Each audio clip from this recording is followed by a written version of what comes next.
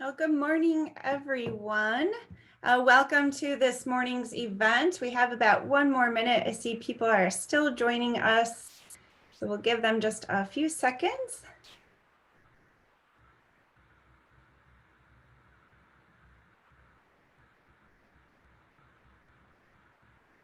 Just some etiquette for today. If everyone can just make sure they're on mute to make sure that there isn't background noise as our speaker is presenting.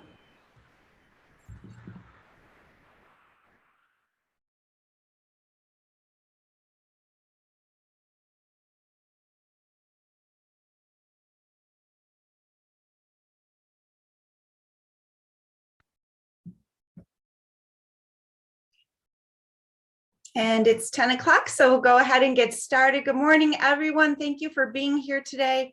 My name is Dr. Wood. I am a literacy faculty member in the School of Education and have the honor to serve as the chair of the Virginia Hansen Committee. On behalf of the Virginia Hansen Committee, I would like to and in partnership, with Art Equals Opportunity and the San Marcos Writing Project, I would like to welcome you today to our second speaker series event, Restorative Practices in Education with Tina Medina. Now I'll take a few moments to tell you about today's event sponsor and partners.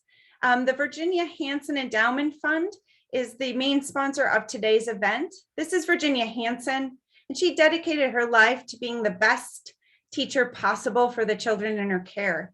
As a cooperating teacher, she helped numerous student teachers hone their skills.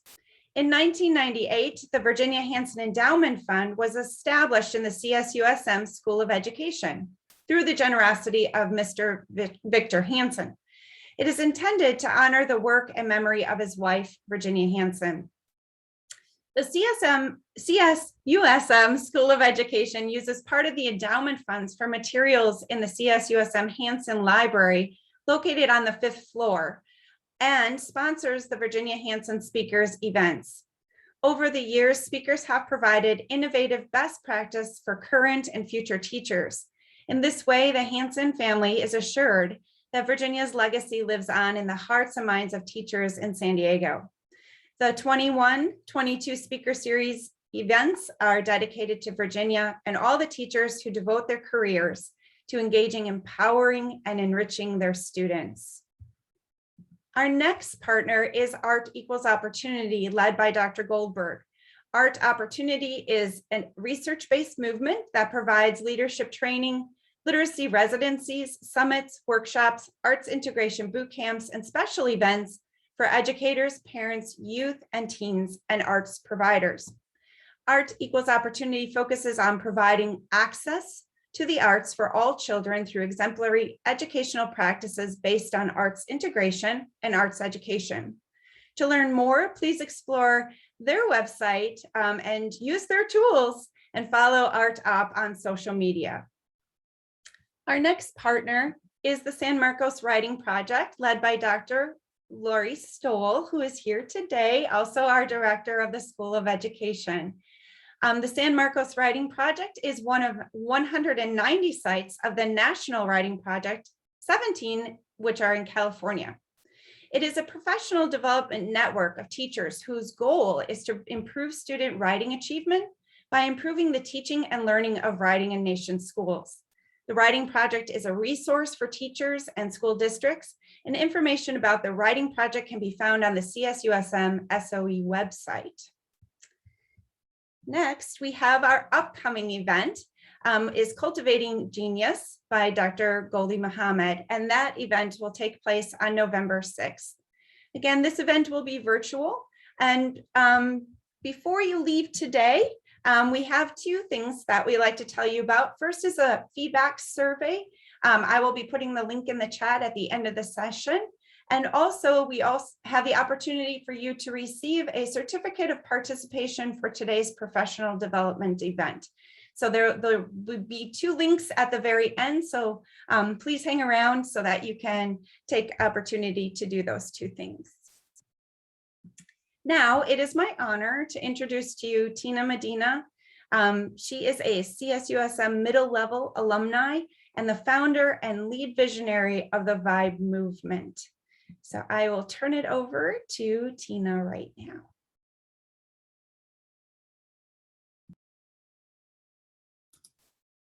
I guess I can unmute myself.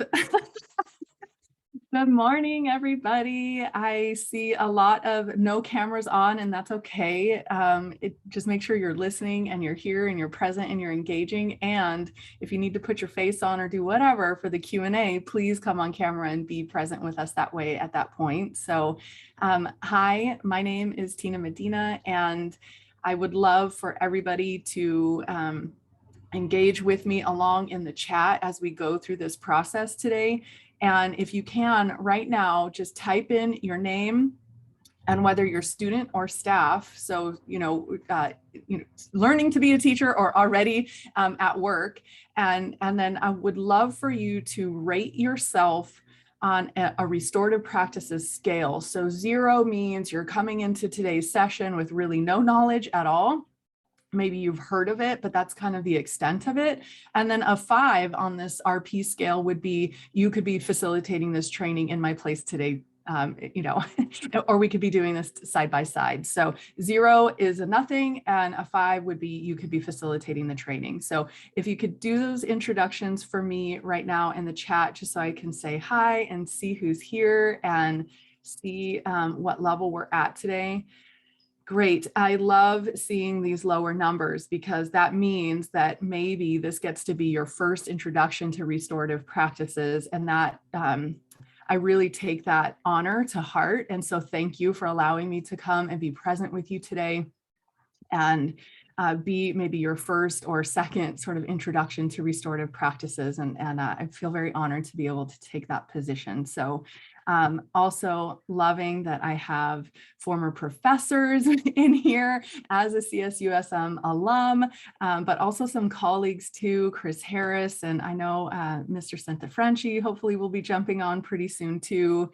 He was my former principal. So lots of love in the house, and I'm just super excited to be with all of you today. So I am going to share my screen and do that right now. And can somebody give me a thumbs up that you can see? Whoops, let's go to the very beginning. Yes, you can see? Okay, great. So I'm not going to tell you much about me to start, other than my name is Tina Medina and that I will be your guide for the next hour and a half. But don't worry, you'll have a chance to get to know more about me before this session is over. And so as a way of introductions, whoops. Okay. This isn't moving on my side. Can you see the second slide now? Yes? Okay. There's a couple different things happening on my screen, so I want to make sure I'm looking at what you're looking at. Okay, so we're going to move right into, as a way of introductions, we're going to move right into an activity. And this activity is me giving you a permission slip to be the thing that we can't always be anymore, which is very judgmental. We are very politically correct, and we've really owned the, if you have nothing nice to say, then don't say it at all. And right now I'm asking you to go ahead and release all of that and be extremely judgmental. And so what I'm going to ask you to do is, in with a scratch piece of paper or whatever, even on your phone, I'm going to sit here and look at you awkwardly, and you are going to just write a list of every judgment that you're making about me, good, bad, whatever it is. So, this we're humans. This is a part of what we do, and so what I want you to do, the non-negotiable here is that you get to be really honest. So we can, you can look at me, look at my hair, listen to my voice, think about any kind of, if you did your due diligence and did some background research on me before you stepped into the session today, anything that you know or think that I want you to just go ahead and start jotting a list down, and don't worry about being mean or, whatever. The non-negotiable is that you get to be honest and really think about your first judgments and impressions of me. All right. And so, I'm just going to give you about 30 seconds, and I'm just going to sit here I'm giving you that permission slip to be judgmental.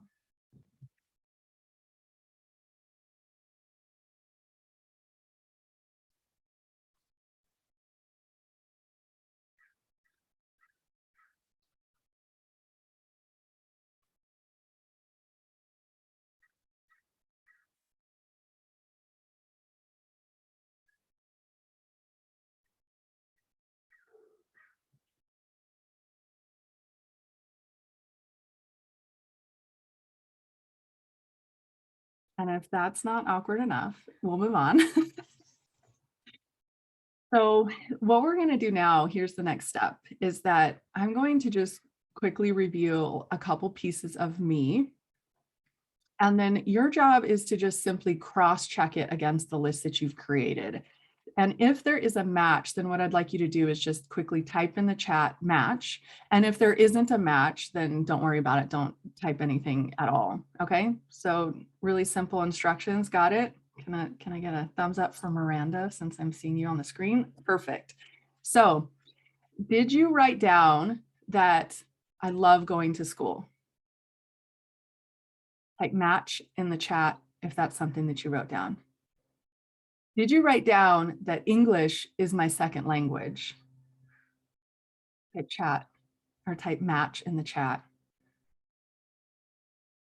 Did you write down that I am Hungarian American? Did you write down that I lived with my grandparents who didn't speak a whole lot of English?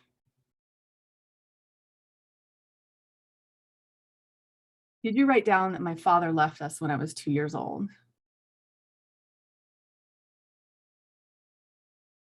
Did you write down that I was sexually abused multiple times at a very young age? Did you write down that from a very young age, I felt very different from my friends at school? And did you write down that I have no family living in this country other than one set of cousins?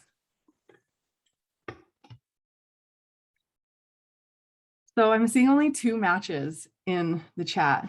And so what does that tell us? You know, the things that I revealed to you are all things by the time I was 5 years old and stepping into my first kindergarten classroom. Those are the things that I took with me as I stepped into that classroom. And the reason I wanted to walk you through this activity is because, yes, we're human and we make judgments and we need to make judgments, right? A lot of times it's for our own safety and protection. The other part of that, though, is that every single day, our students are entering into our classrooms, onto our campuses, into our offices, and we immediately are passing judgments on them and making assumptions about them before they even open their mouths or turn in their first assignment.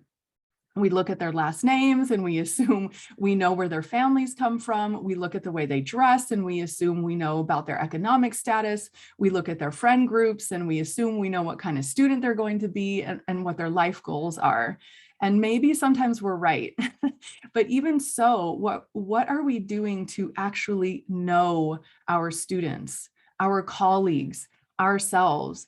And so as a way to introduce myself and restorative practices, I want to first talk about, thanks, Lori. Yeah. So I want to talk about why I love restorative practices. So this is a different kind of introduction as a speaker. So as a classroom teacher, I felt like when I came across restorative practices, it was like I came across a gold mine because I found a way of being as an educator that gave me permission to do the things that I really wanted to do above anything else. And that was to let my students know that I loved them, that I cared about them, and I cared about their success, and that they had every right to learn in a way that supported their social, emotional, and academic development at their best. And my job then was to figure that out and then follow through on it.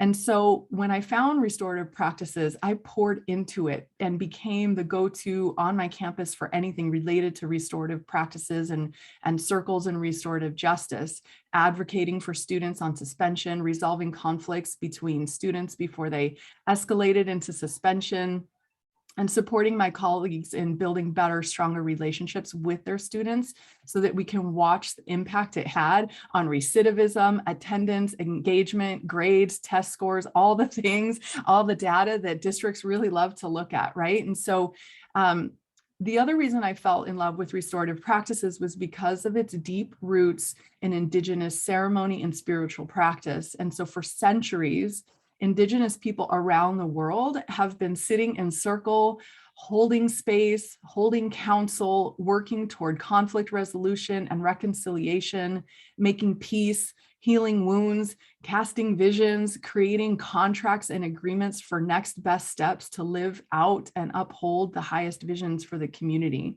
So what I'm sharing with you today is nothing new. It's actually really, really old. We're just learning how to adapt these practices and then incorporate them into the work that we do as educators. So before I go any further, I want you to just type in the chat, like, what's landing for you right now? What, whether that's a question or just a thought that has come across your mind right now, even that if that's like, man, my breakfast tastes really good, right? I want you to just type in the chat what's landing for you right now. I get to keep up with my slides too. So what, yeah, connecting with my students. Excited to learn more, very engaging topic. Permission to let my students know we care and support them. Yes. I feel uneasy. Thank you for your honesty. I'm excited to see what you share with us. Yes. Yes, we do know how to do this and we get to keep going. Oh my goodness, I love this. Thank you. You're an amazing audience. Please keep up the engagement. And as I go through this, if you have questions, write them down so that when I come to the Q&A parts, we'll have several that I can address those at those points. So yeah, please, if you have big, things that are landing for you right now, keep typing them in the chat. I will definitely be looking over these later and it's really great feedback. So thank you. So as this slide is up and I can talk about, in a narrative version of this, you can look at, what's on the screen in terms of a more resume listed out kind of actual introduction to myself. But, obviously I'm a restorative practitioner, trainer, and facilitator. And I really look at restorative practices as a process and a way of being that shows up in every facet of my work. Another reason I love restorative practices is that it requires us to be truly connected and deeply in touch with ourselves, our motivation, our inspiration, our growth, and commitment to personal development. And, just because we become educators supporting youth in their own development doesn't mean ours stops. And unfortunately, I think that is too much of the case. Educators, we go through a lot to become certificated and be able to step into a classroom or onto a campus.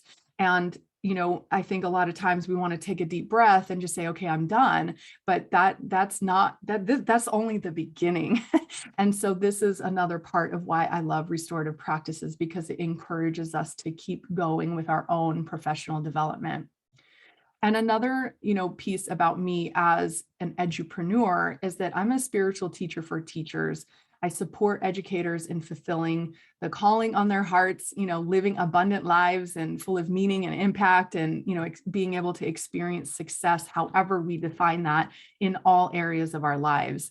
Another really important piece that you get to know about me, because it'll show up through my conversation today, is that I'm an active anti-racist. And I really take to heart my position as a white educator being able to speak on anti-racism, because I am the mirror of over 80% of the professionals in our field, a white-bodied female classroom teacher. So I really take the responsibility of being able to speak on this very important topic. And so here's my list of things about me and who I am and what I bring to the table today. But above all else, I'm a mom, and I'm a single mom to boot. And so, the reason I became an entrepreneur is so I could be more accessible and available for my girls as they grow up, because being a single mom, it was really important to me to be able to have that kind of time freedom and flexibility to be with them. So as a way of you introducing yourself to me, I would love to know, what is your above all else? What is your above all else? You can just type that into the chat. What is your above all else? I am a what? Sister. Oh, I'm a sister too. And I love my sister. Yeah, a mom, family oriented. Enough. Oh my gosh, I love you all. Yes. A lover, a mother and a wife, a friend. Oh, just, I hope everybody's looking at the chat right now, because this is a beautiful group of people. So thank you for being here and sharing space and time with me this morning. All right. A learner, a mother, an aunt, friend of hope. Oh, okay. Keep it going. A human being, a loving person. All right, so let's roadmap a little of how today is going to go.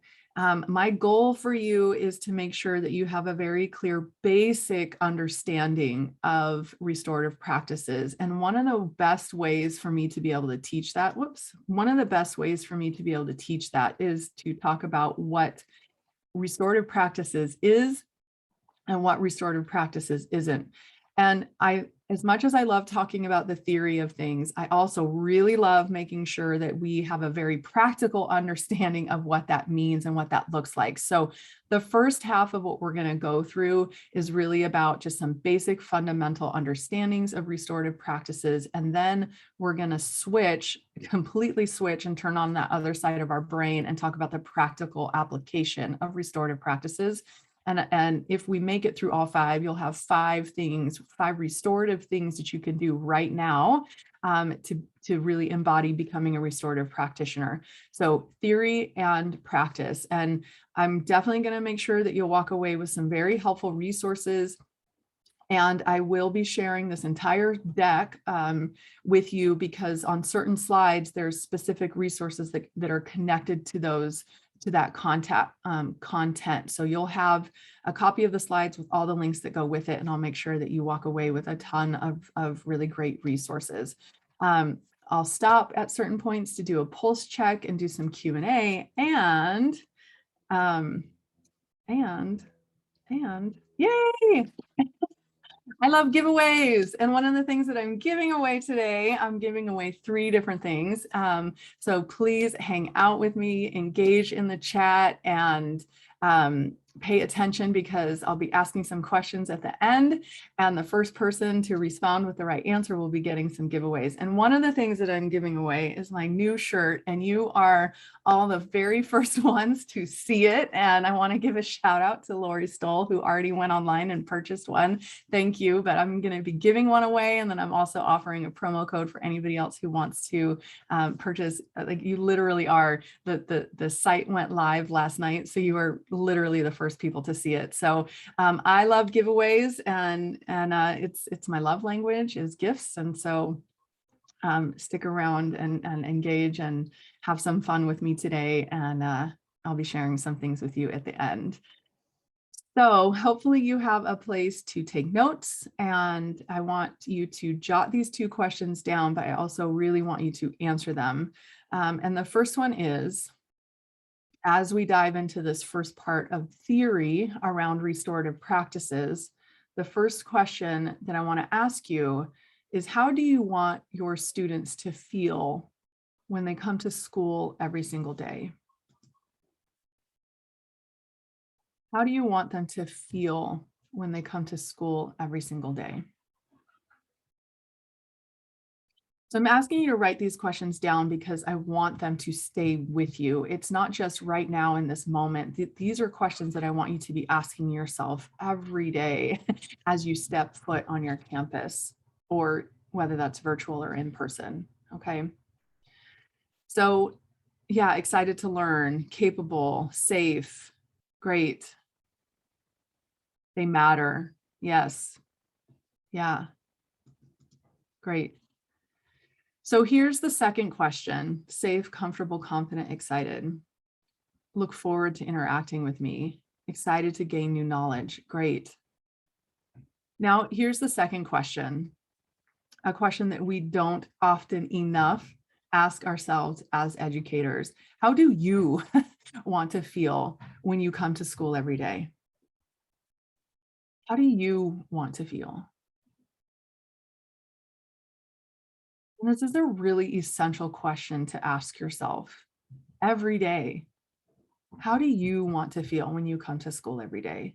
Because this is a critical piece around building culture and climate and community on our campus. We matter too. So as you're typing these, yeah, same, excited and capable, we want the same things. We want the same things for our students that we want for ourselves. But unfortunately, a lot of times we aren't thinking about ourselves as the players in this. How do we want to feel? That matters too. Okay. And so when I talk about restorative practices and being a restorative practitioner, it first and foremost starts with you. Okay. So I'm really hoping that if there's one thing that lands with you today, it's that. Okay. So resilient, ready, excited, effective, appreciated, happy, calm, excited to be there. Yes. What we want for our students is what we want for ourselves too, which really ultimately reflects what we want for our own families, for our own community. Okay. So yes, you're all with me and I'm really loving this. So thank you. I love starting with the why. You know, Simon Sinek, if you know him or you follow his work, he always says, start with the why. People don't buy what you do, they buy why you do it. And that, you know, even though he's talking about that from a business perspective, it really applies to every aspect of our lives, right? We get to start with the why as leaders and as educators. We are leaders, right? We don't talk enough about that, but we are, whether we're in, you know, a lunch, a lunch lady or a noon duty or, you know, a classroom teacher or an administrator, you know, we are leaders on our campus. And so when we start with the most fundamental piece, which is the why to restorative practices, it really comes down to one very basic thing, and that is that we are in relationship with everything. This is not me being woo or, you know, looking at things from an energetic or spiritual perspective, although that is true. I mean, science shows us that we are in relationship with everything. So this means that we aren't just showing up in our classrooms to teach math or PE or science, right? It means that we are in connection with the content that we're teaching, but we're also in connection with who we're teaching it to. We're in connection with our colleagues who are teaching in classrooms right next door to each other. And we're in connection and relationship with our administration and our district office, everything. We're in relationship with everything. And if that is the truth and our most fundamental basic structure, then we get to now look at what the aim of restorative practices is. And it really is a holistic, I don't want to say approach, but a holistic way of being, because we're talking about prevention and being proactive and pro-action, and we're talking about intervention and healing. So the prevention and proactive piece of this is the community development, the community building. And we're talking about trust, empathy, and mutual respect. You know, in the early days, especially, you know, in the 80s and the 70s, 80s, and 90s, when we were looking at the history of education, it was really about me kind of being an educator who's more in a dictator role, where I am, you know, I command respect just because I am your teacher, right? We have evolved from this. So this is about mutual respect and looking at each other as human beings, whether you're 12 or 45, okay? It's about mutual respect, and that's a really amazing foundation for building community. And then the other piece to that is this intervention and healing piece, which Lord knows we have had to do a lot of what we've come off of the last year and a half, okay? So this is where we are not just talking about managing conflict and tension, but we're talking about healing from harms and restoring relationships. Okay. Are we good so far? Can I get a thumbs up? You with me? Great. So what I'd love, is just a quick survey question. What is one thing that you're walking into this session with that you know or think that you know about restorative practices? What's one thing that you know or think that you know about restorative practices? Allow students to share how they feel, restores and builds stronger relationships, makes your class feel more connected. It changes quote unquote discipline. Yes, I love that that's in quotes. Vulnerable for safe space, foster community, connection, circle of courage. Try to fix instead of punish. Yes, we definitely get to move away from punitive approaches to education through restorative practices. Build trust, solutions with dignity. I love that. Positive reinforcement versus discipline. It's about communication. Great.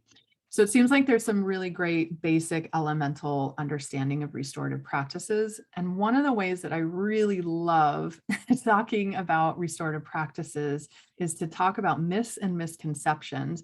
So I'd love to know, as I walk through this, like, have you heard this or has this been your experience? So we get to talk about what restorative practices is not. And that is the same thing as restorative justice. One of the big misconceptions that I come across a lot is that restorative practices and restorative justice is used interchangeably. But the truth is they are not the same thing at all. If you, and what we can do is look at restorative practices as an umbrella. And all the frameworks and the processes are underneath this umbrella. And restorative justice is one of the processes that's underneath this umbrella. So they are not interchangeable. They are different things. Okay. So umbrella, restorative practices, restorative justice is one of the pieces underneath it. Okay. Under the umbrella. So I could do a whole other talk on restorative justice.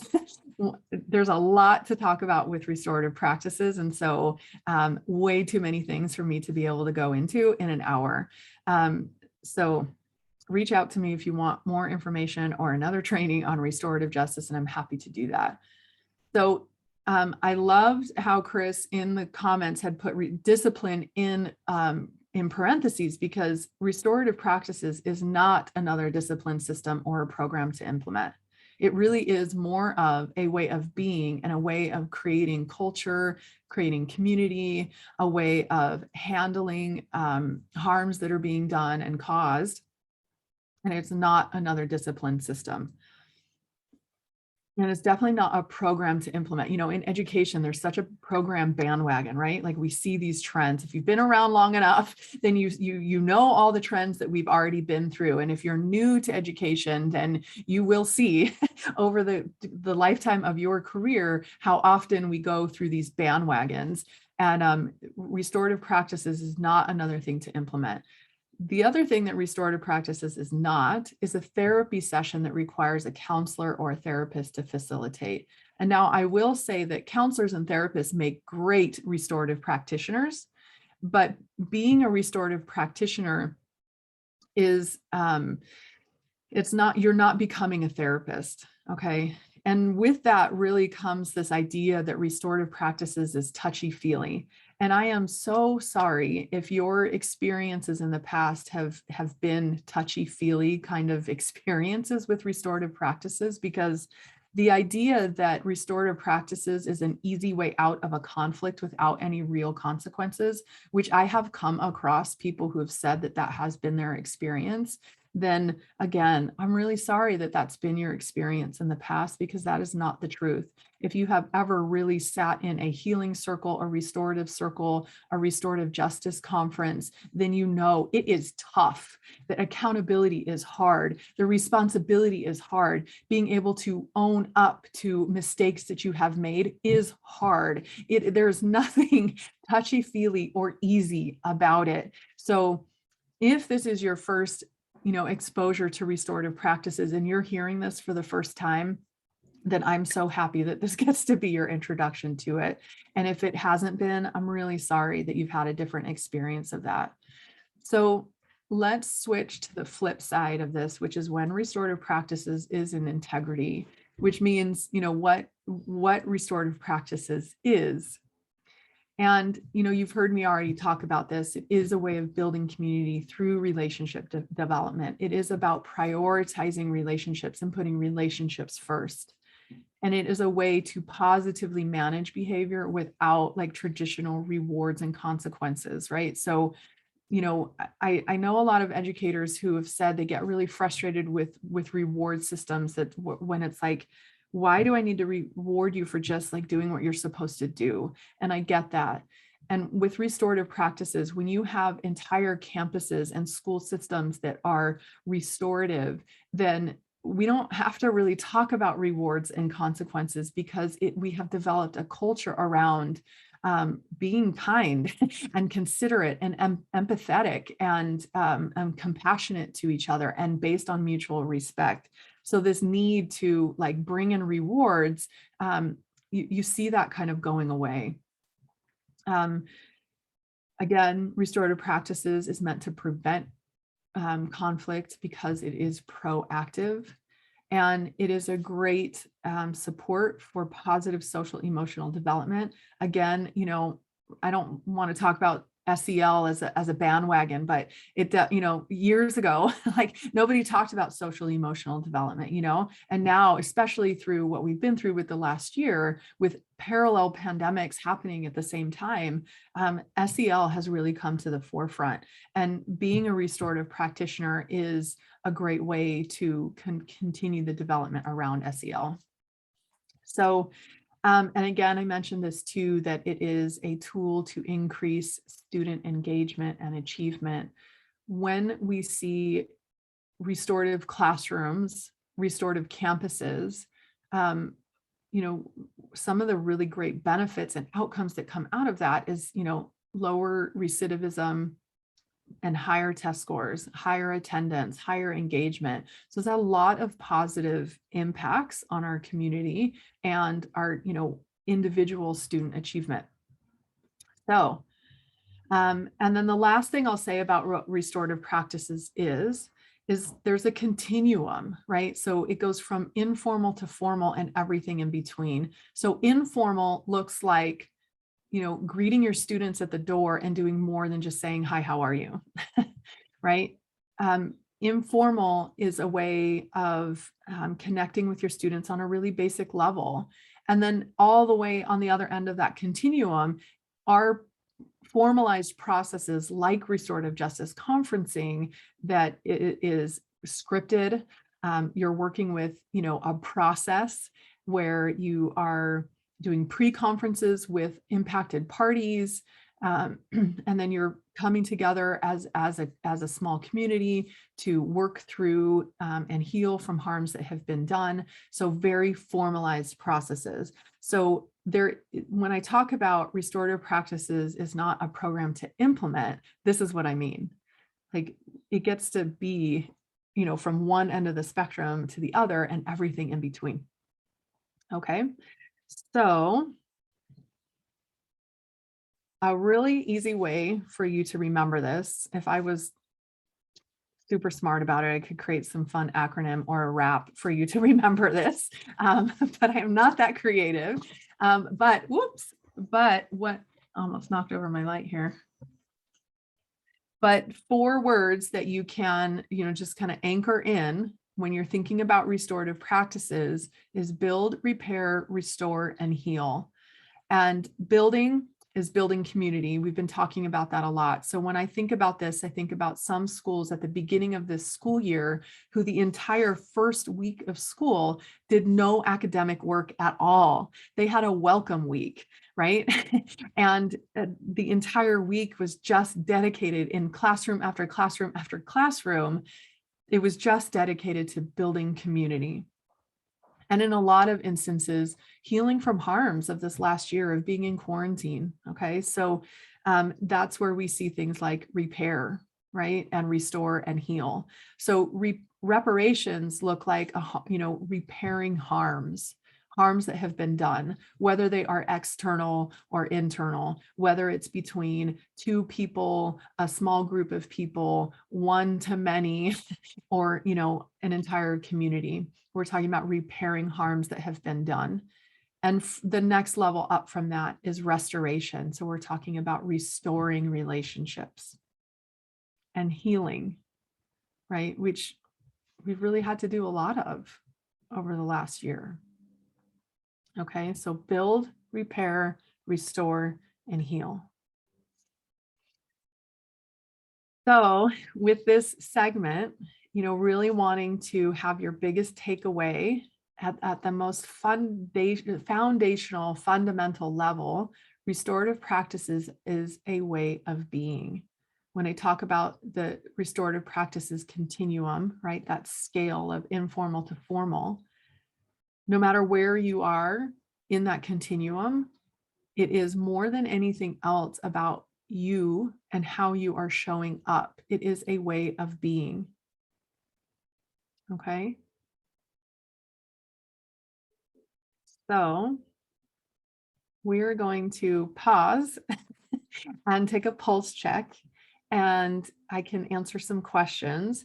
So we're going to really turn off the theory side of our brain and then shift into the practical side of things, like what this actually gets to look like, knowing that many of you aren't even in the classroom yet.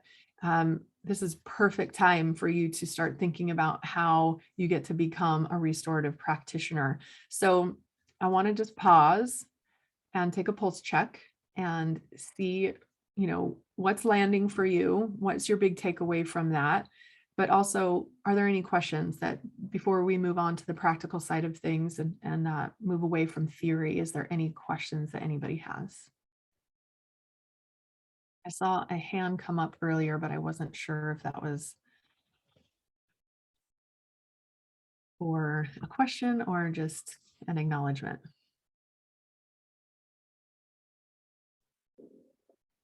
Tina, are you going to talk about, I know we can only control what we do, but Yeah. not everybody is going to show up in a space thinking about building relationships and healing and my gosh. restoring. So Yes. will there be some strategies for how we can manage our reactions and bring Yeah. people into relationship?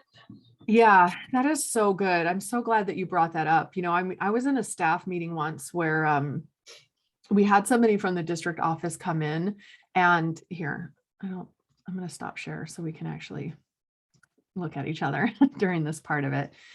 So I was in a staff meeting once where somebody came in to talk about PBIS, and after that person left, a teacher stood up and said, "I am not here to build relationships." Very passionately, she stood up in front of the entire staff and said, "I am not here to build relationships. I am here to teach math, and that's it." And I in my mind, I applauded her for, after I sat with my shock, kind of like Lori's face, sat with my shock. I applauded her for having the courage to say what was really on her mind. And what really, I think, impacted me even more than her having the courage to really speak up and say what was on her mind was the truth of how many people in our staff agreed with her.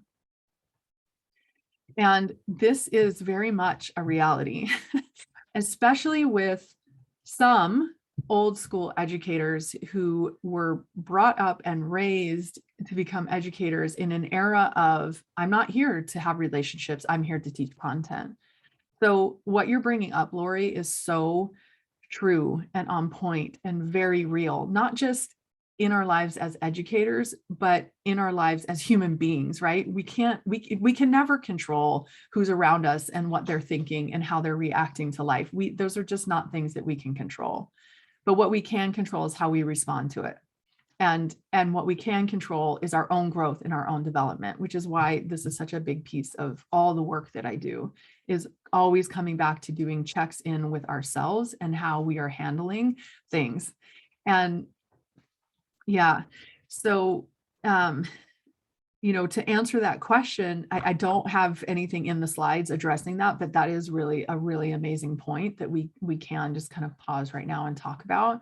You are not going to be able to, oh, thanks, Chris. Okay, Chris has a question. You're not going to be able to control that, but what you can do is be a model for it. Stay in integrity with yourself. Stay in integrity with what your students need, which is oftentimes going to go against the grain. And this is why I talk about bold educators, because, there's an inner rebel in us that knows that like what you're telling me to do for this particular student isn't going to work. And that's another reason why I love restorative practices too, because I knew that for certain students of mine who were on a path to, a pathway to prison, school to prison pipeline, that doing things traditionally is not going to work for them. And my job right now is to make sure that they stay off this path to prison, right? And so what can I do for that? And if that means that I am doing things differently than my colleagues, then that's what that means. And sometimes that's uncomfortable and it takes a lot of courage to do that. So I roundabout answered your question. Let me know if you want more. Yeah. Yes. Tina, can I comment on the teachers that said, I'm not here to build relationships? Is it possible, or do you think that teacher was building relationships? Was it a teacher who really did have good relationships with students and was just offended by someone telling her that was what she was supposed to be doing? I think that that's totally possible, but And maybe not in this case. But not, it wasn't in this case. I think it's totally is possible. Yeah. And I think that is a little bit of our inner rebel too. It's like, you don't have to tell me to build relationships. I'm doing that already. And I get that. But this particular context with this particular teacher, no, she was not building relationships. She was only teaching math in and out. I also have a new perspective now of what the teacher candidates face in a classroom. And I think they have a definitely difficult way to go in being bold at this time. Yeah, right? For sure. Because if being bold means, I don't think you did the right thing with that kid, that might not serve them well as well. So yeah. So they have to be careful. And we have to acknowledge that some teachers, anyone who's a cooperating teacher has a lot of experience. Yeah. Yeah. I love this. Get tenured and then be bold. Yeah. And we can be bold inside too, right? Like we can still be bold in prioritizing relationships, right? Even though maybe other people don't seem to really prioritize that as much. We can still be bold in how we show up for ourselves every single day. We can still be bold in how we take time to listen to our students and hear what they have to say and what's on their mind.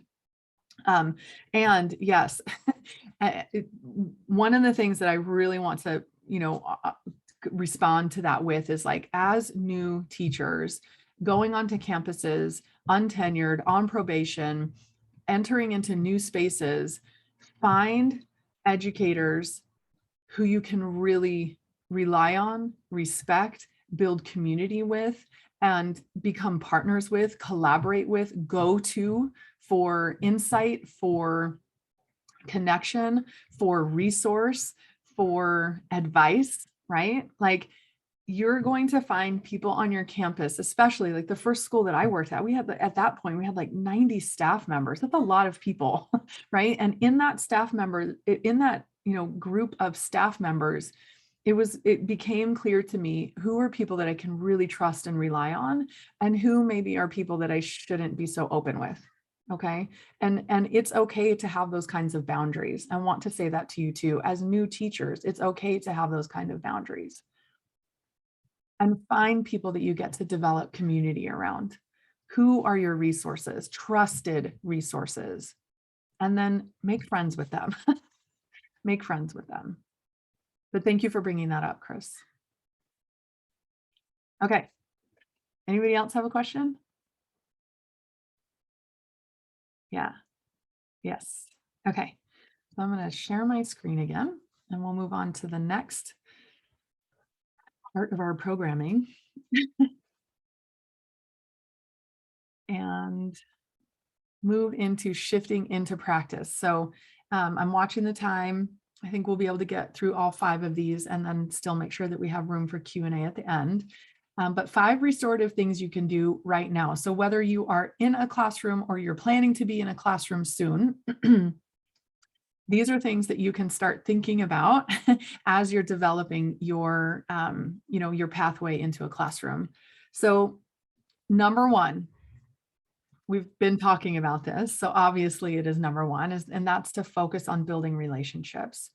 So we get to do things like check-ins and checkouts. I don't know, I'm forgetting his name now, but like if you follow him on Instagram during, during COVID, he was like the handshake man, right? Like the handshake teacher. And then now he has a Gap ad, which is pretty amazing, but he had these personalized handshakes with every single one of his students as they were entering into the classroom. And then after they did their handshake, there was another student standing right there giving them pumps of hand sanitizer. But another really amazing thing that I saw was a TikTok of a teacher in Thailand who had outside of her door, as students were entering in, she had this little poster, and there was, it was like a matrix, like a, I don't know, with a bunch of different squares on it. And as the students walked up to the poster, they just had to tap on one of the squares to indicate how they wanted to be welcomed into the class today, whether that was a hug,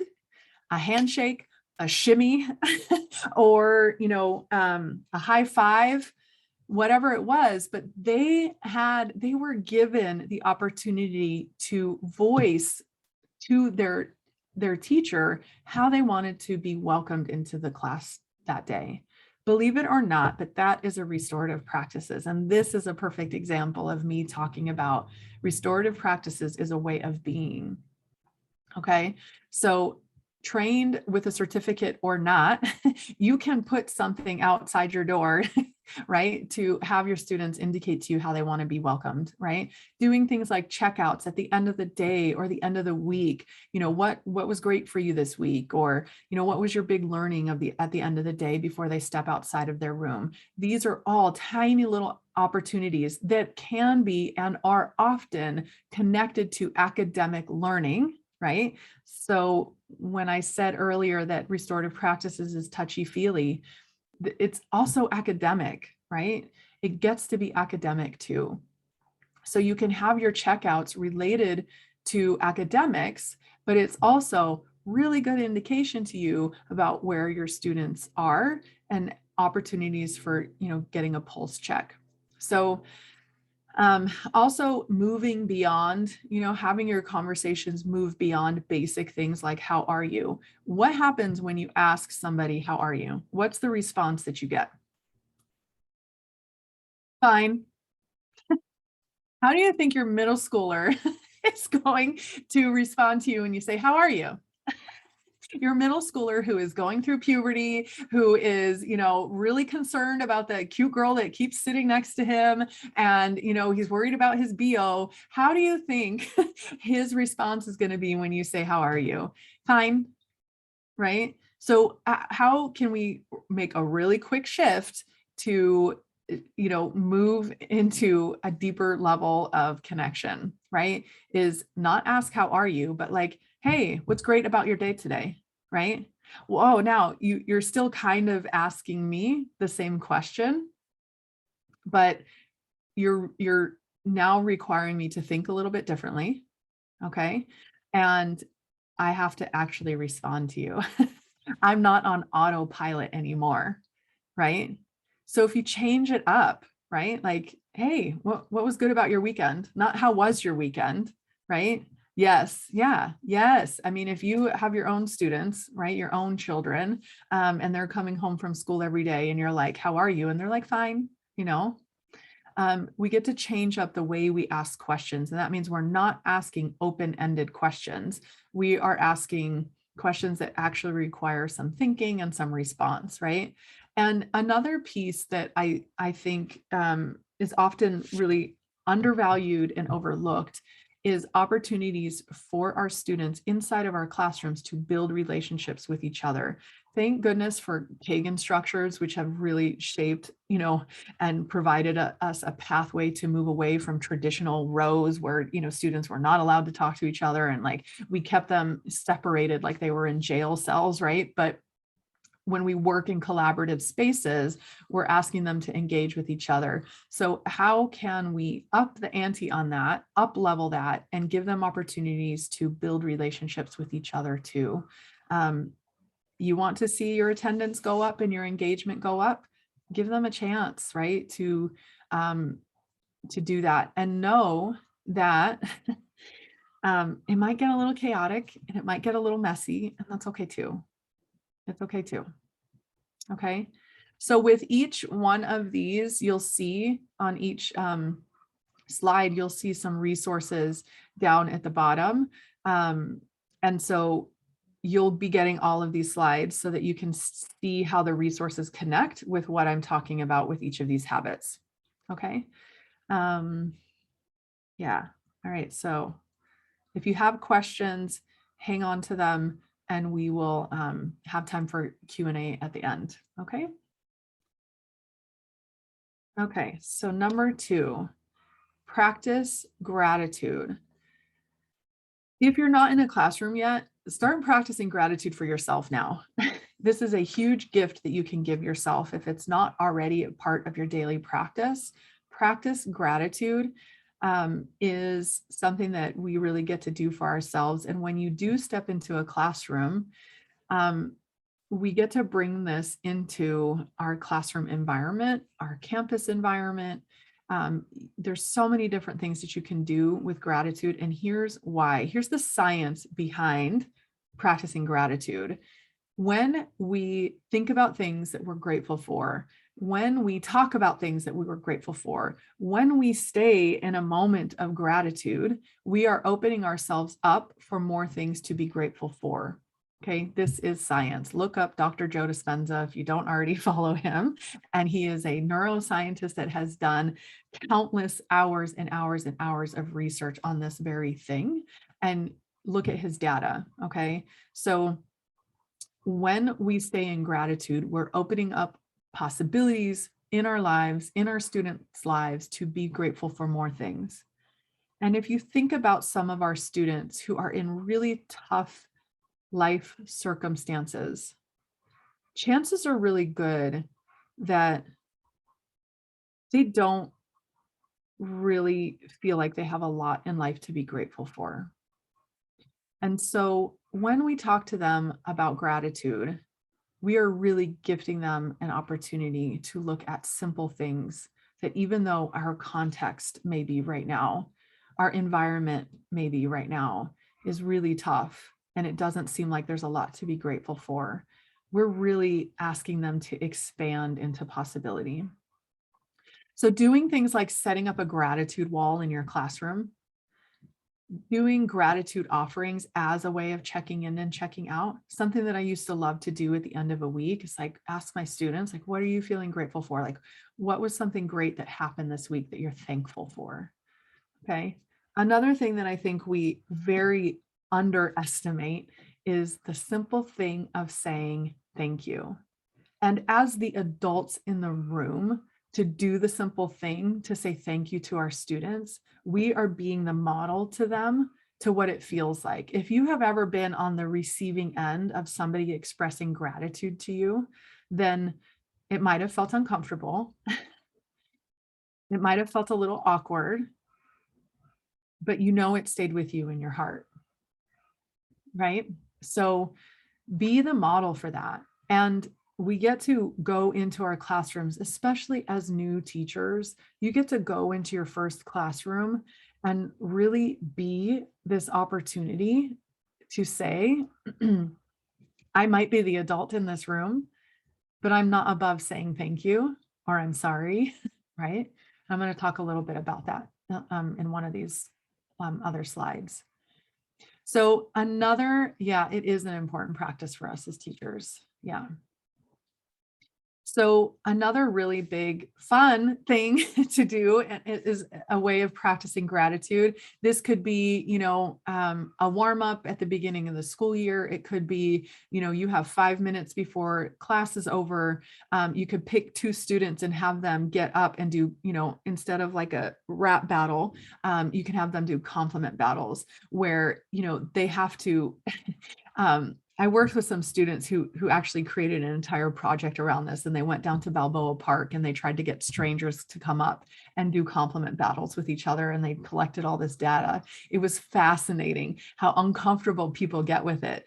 But if you can do this with your students, and they just have to like throw compliments at each other, right? Even if it's like, I love the way you dress, I love your pencils.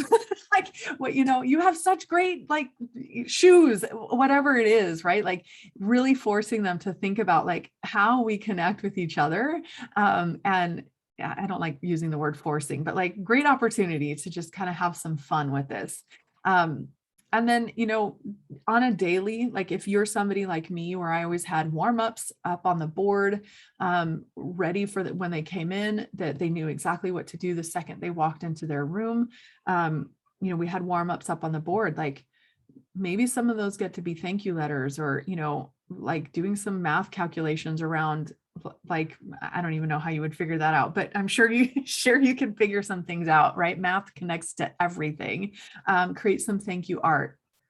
But just have it be part of a daily practice in your culture inside your classroom. So Lori said, it's an important practice for us as teachers. I was in a writing project meeting last week that we started with a gratitude prompt. Perfect. See, as adults, we get to do it too, right?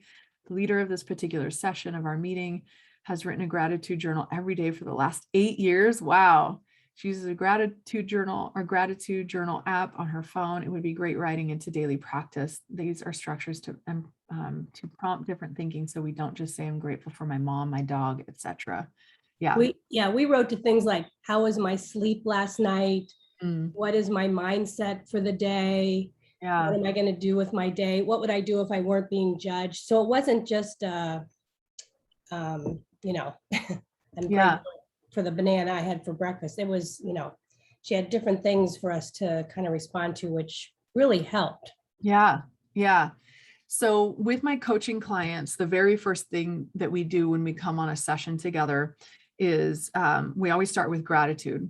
And so, I love talking to my clients about this because of the things that they come up with, right? And one of my clients,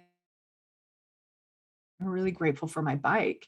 And I was like, well, why are you grateful for your bike? And she started talking about the freedom it gives her, especially, through quarantine. Like the one thing that she was still able to do was ride her bike and feel the wind like blowing her hair. And there was so much depth to it, right? So another one of my clients just moved to Germany. Her husband's in the military, and so she's looking for a teaching job on base. And she started talking about how grateful she is for black pepper. And I was like, what's the deal with black pepper? And she said, it's so bland here, and they just got their stuff. It took a month for their own personal items to arrive. And so she opened up the box and her pepper grinder was in there. And she said, all of a sudden, all of her food like came to life, so there's like, and this is what I'm saying when I'm saying our students sometimes walk into our classroom and their lives are just, some of them have tough lives, and we can look at the very simple things and just feel immeasurable gratitude for them.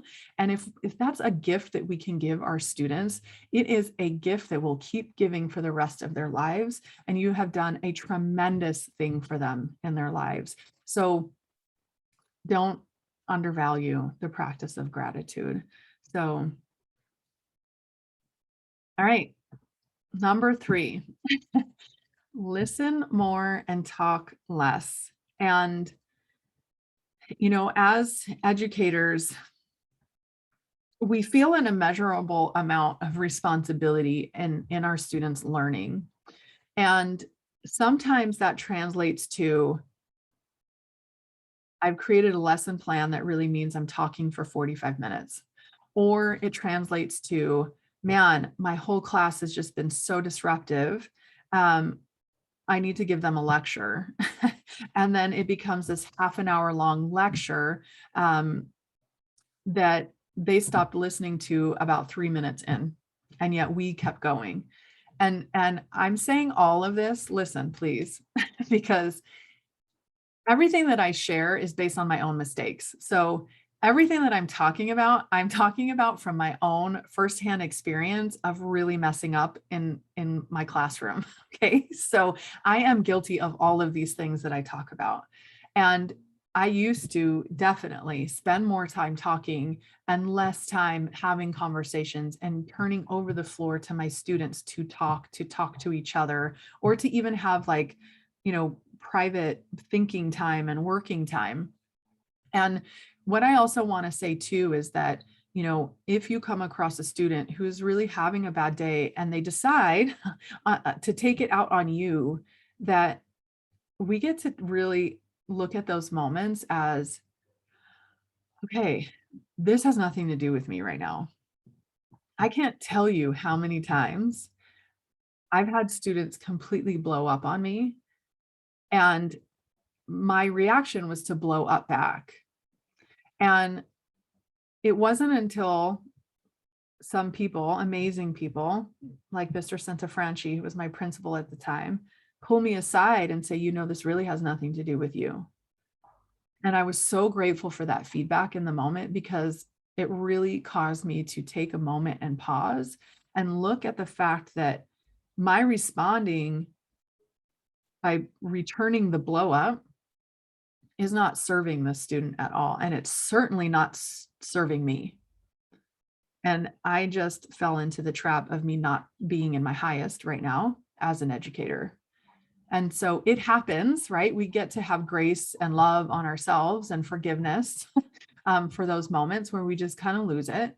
But when we think about this as a practice, right, to listen more and talk less, and another way that this gets to look is, if you are, here's a scenario, you're sitting at your desk, it's after school, you are trying to answer this parent who's totally freaking out about something or wants something right now, and you're trying to take care of this because you only have a couple more minutes to turn this in, or respond to this, and a student comes to you and as wanting some help, wanting some support around something, or asking a question about homework, whatever it is, right?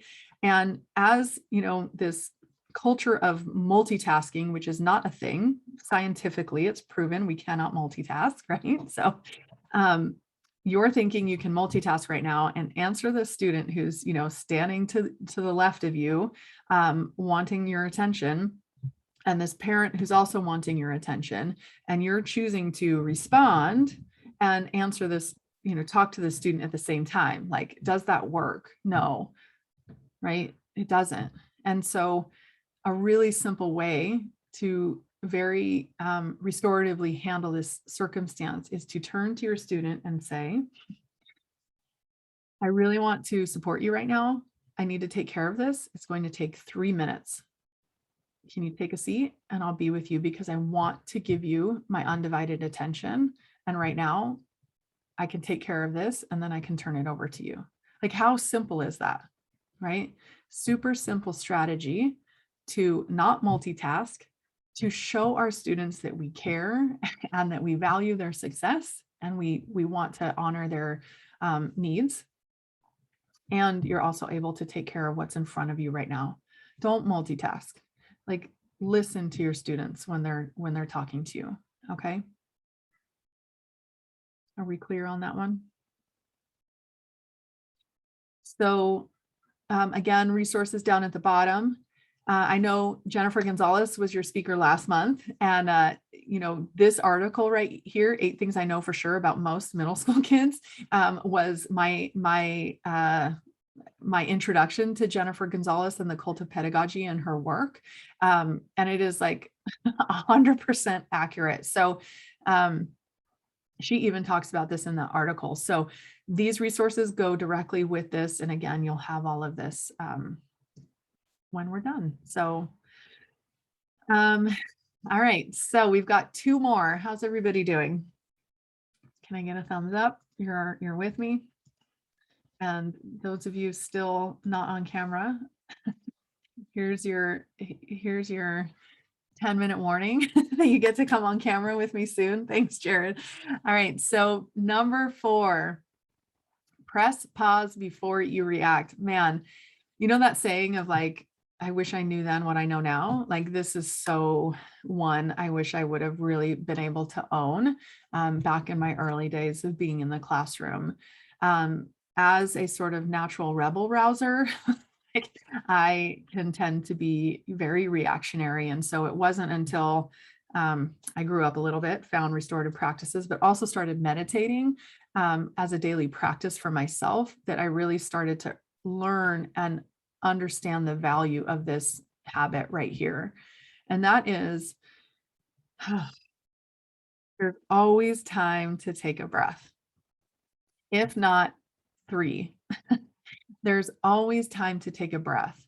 And that sometimes things happen, and man, do we know this in education, and man, was last year a really good example of this.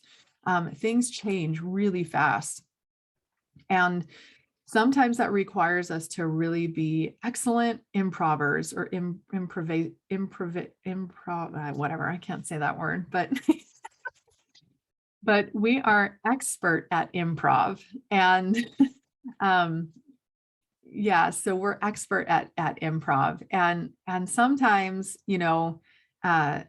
it's a funny situation and we get to just laugh about it. And other times it requires us to be a little bit more serious and mindful. But either way, before we react in a way that could potentially be causing harm, then we get to stop, take a breath, be mindful about what we're going to do or say next, and take a moment to ask ourselves, how can I be restorative in this moment right now? It's a great, simple question. You could even put it up on your, on your computer on a sticky note. How can I be restorative in this moment right now? And another way to look at that, which, again, social discipline window is a cornerstone of restorative practices, which we did not have time to go into today, but it's another thing I could do another training on another time. But how can I be restorative essentially is what the social discipline window asks us to look at too. So really rarely ever do we come across a moment in our work where we can't pause for 5 seconds to just take a breath, ask our students to take a breath with us, and just collect ourselves before we figure out what our next best steps are going to be. Okay. All right. So couple resources to support that. Again, my blog is down at the bottom, and I'm going to show you what those look like in a second, because there's really great resources that I include in those mindfulness hacks. All right, and so the last one is to watch your language. The blog that goes with this one, I actually called it "Watch Your Mouth," because unfortunately, sometimes as educators, we are the ones causing harm, and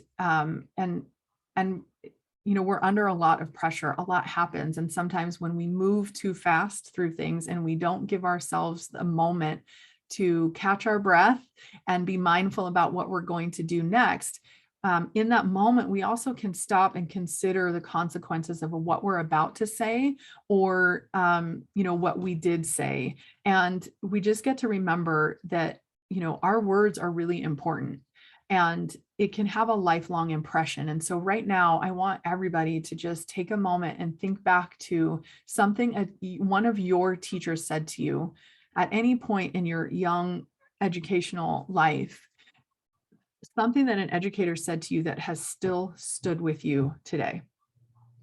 Okay, whether that was a good thing or a bad thing, a positive comment or a negative comment, you know, I hear a lot from my students, you know, that they had people tell them that they're never going to, you know, amount to anything, that they're never going to make it to college, that they're never going to, you know, be successful in life. Right. And those were people who said, you know, those things were said to them in middle school, in 5th grade and in 11th grade, and they've not forgotten it. Right. And so we get to really think about, you know, what we're saying and how we're saying it.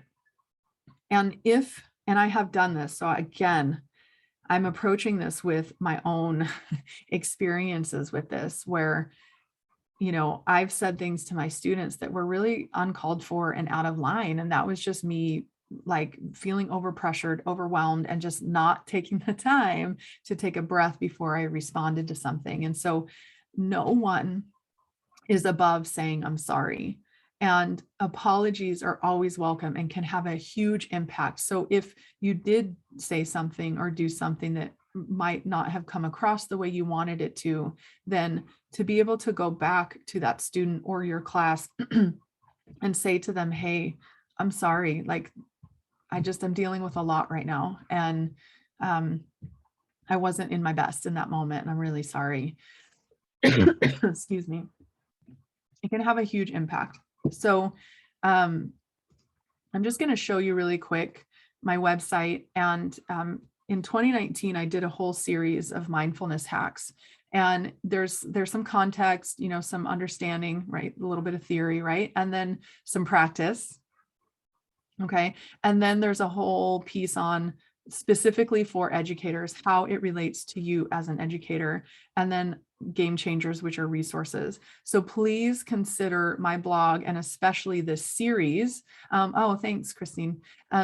Please consider this series really supportive for you as you're becoming an educator and stepping into the classroom for the first time. So check all of that out. It was 19 mindfulness hacks for 2019, and every single one of them comes with a piece for educators and a game changer list of resources. So check all of those out, and they're all linked in each of these slides. All right. And so here's your bonus. Is to remember that you are human and be human with your students. And so, you know, I was getting my master's in peace and justice studies, and one of my professors was just, I mean, he had spent a career working on human rights abuses in sub-Saharan Africa and working with men in prisons, and really intense work. And he was so like flat affect and dry and never really showed a human side to him at all, you know? And then one day we walked into his classroom and he had this video on. He was playing. This is how we walked into his classroom, and we all got up and started doing the Gangnam Style, right? And it was a game changer for me. All of a sudden, it was like, I loved my professor. I couldn't wait to come to class. All of a sudden, I saw this human side to him, that he had a sense of humor. Oh my goodness, like he had a sense of humor. So don't shy away from showing your personality and being vulnerable and being funny and just letting your students see who you are as a human being, instead of this image of you, you know, the only thing that you are is an educator, right? So don't be afraid of that too. That's your bonus. Okay. So ask the one question. So if you put this on a sticky note and it's by your computer and it's something that you look at every single day, and this is how at a basis we get to be restorative practitioners, is how do you show up every day to support the bigger version for yourself and your school community? How do you show up every day to support the bigger vision for yourself and your school community?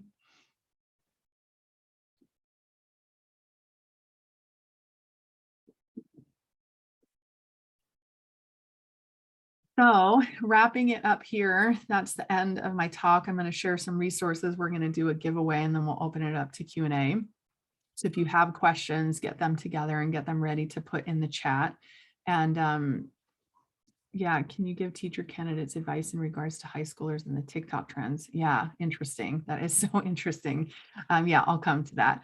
So Yeah, if you have questions, please get them ready to pop into the chat. I'm going to go through some resources. We'll do a giveaway, and then we'll open it up the rest of the time to Q&A. So Vibe Movement website is a great resource for you. I already showed you the blog, but if you go to the resources tab, then there's some really great things here that you can download that are free. A sample lesson plan incorporating restorative practices, a quick stop-start guide, things that you can stop doing and things that you can start doing to better engage with your students. The actual article that was written about this, a podcast. I have a couple other podcasts to update here. And then this is like a interactive ecosystem that compares like a punitive approach to education and a restorative approach to education. And then the Vibe deck, which I'm going to show you guys over here at the shop, which is super exciting. I made a deck of cards for teachers to use in the classroom. And I just sold out. So we are in production for a version 2 right now. So if you are interested in a really quick, easy tool to use in the classroom, there's 5 different categories. There's 10 cards in each category. And it's a really easy way to build community, but also to do peace circles and work on building community on a deeper level. And if you want to read more about it, there's information here. And I am, for anybody who wants to get a Vibe deck for yourself, it's perfect because you're not in the classroom yet. And so we're pre-ordering them right now. And I'm giving $5 off a promo code. Christine, if you can type this in the chat, the promo code is pre-order, all uppercase. And that gives you $5 off. So that basically takes care of your shipping. And then the other thing that I wanted to share with you is the shirt that I'm wearing today. And it is, I'm so excited. Can you tell? This has been a work in progress for 9 months to make a t-shirt, if you can believe that. I also have a promo code for this one too, because you literally are the first people seeing this and I'm wearing it today. So I'm modeling it for you. But promo code for that is I teach, all uppercase, also gives you $5 off for being the first people to see it. And both of these promo codes will be live through the weekend. So yeah, jump on that and get one of those for you. And then the other thing I just wanted to show you quickly too is this button called Book a Call. If you want some, if you have a question that you really wanted some one-on-one time with me, or you want to talk about different ways that we could collaborate, or you want to, talk about getting some support for you, please, these are free. It's just, my gift to anybody who's really wanting some additional support. So please don't hesitate to book a call with me. And that's there.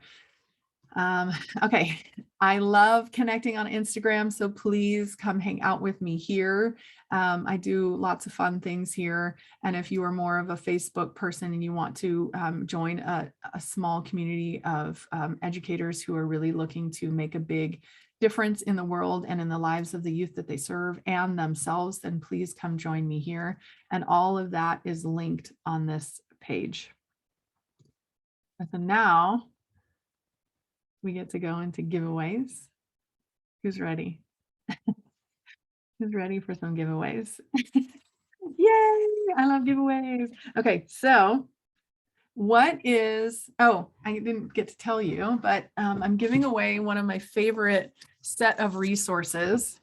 It's these 2 books. Okay.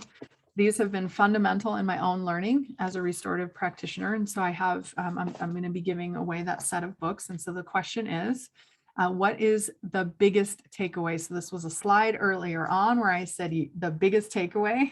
If you remember that, first person to type it in the chat, you get to win the books. So who remembers what the biggest takeaway is?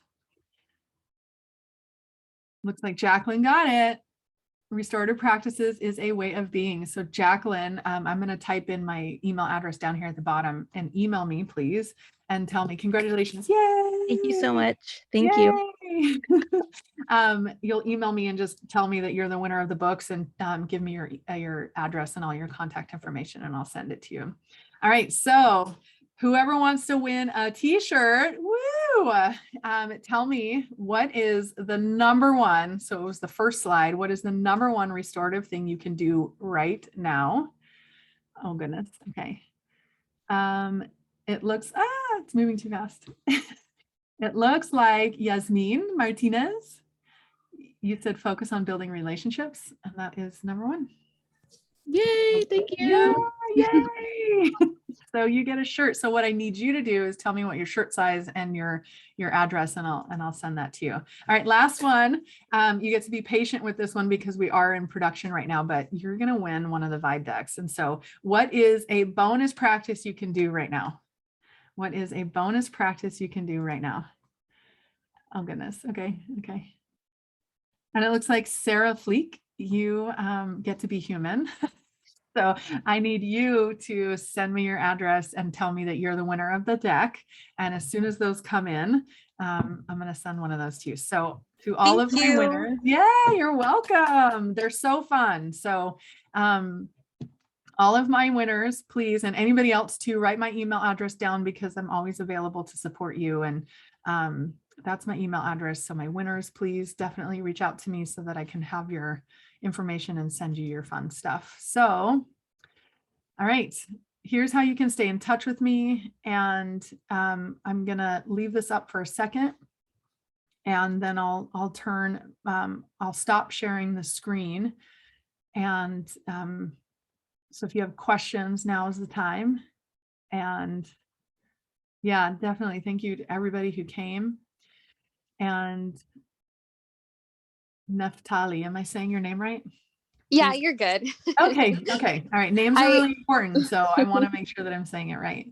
Thank you. I just had a comment. I just wanted to say that you were super inspiring, and I'm definitely going to check out your blog. I created one, but I never have added anything to it yet just because I didn't know like where I wanted to go, but you've definitely been a good like inspiration kind of to what I wanted to go, because I really like holistic, but kids are definitely my passion. So thank you for inspiring me. Yeah, thank you for sharing that. It's great feedback. Thanks. I really appreciate it. Yeah, thank you. Thank you.